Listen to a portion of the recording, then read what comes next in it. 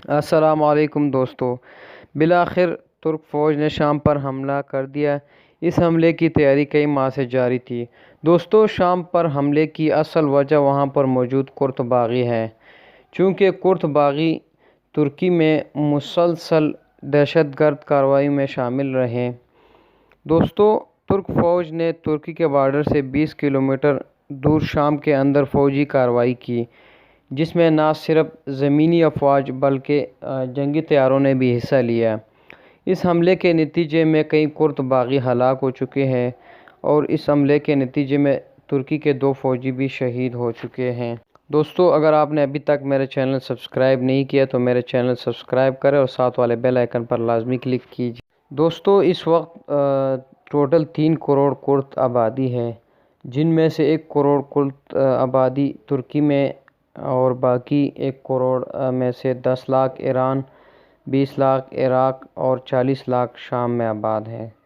دوستو، ان کرد باغیوں کو مسلسل بیرونی سپورٹ مل رہی ہے، کیونکہ کوئی بھی تنظیم یا کوئی بھی گروپ بغیر کسی بیرونی مدد یا کسی ملک کے مدد کے بغیر کوئی کارروائی نہیں کر سکتی۔ یہی وجہ ہے کہ ان کو بیرونی سپورٹ مل رہی ہے۔ خاص کر اسرائیل یہ نہیں چاہتا کہ ترکی میں امن ہو، کیونکہ اگر ترکی میں امن ہوگا تو اس سے اسرائیل کو بہت زیادہ نقصان ہوتا ہے۔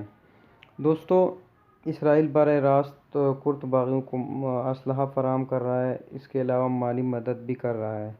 دوستو، اس وقت ترکی میں تقریباً 1 کروڑ کرد آبادی ہے اور کرد باغیوں کی یہی کوشش ہے کہ ان کو کسی طریقے سے انتشار میں لایا جائے اور ترکی میں جو ہے نا انتشار پیدا کیا جائے، جس کے نتیجے میں ترکی کو 2 حصوں میں تقسیم کیا جائے، جس طرح 1971 میں پاکستان میں انتشار پیدا کیا گیا اور اس کے بعد پاکستان کو 2 حصوں میں تقسیم کیا گیا۔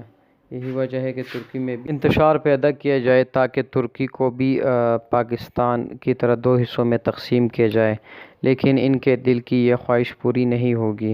حال ہی میں طیب اردگان نے یورپین ممالک کو خبردار کیا کہ اگر وہ باز نہیں آئے تو ترکی میں موجود 20 لاکھ مہاجرین کو یورپ کی طرف بھیج دیا جائے گا۔ دوستو، میری آج کی ویڈیو کیسے لگی ہے اپنے کومنٹ کے ذریعے ضرور بتا دیجیے۔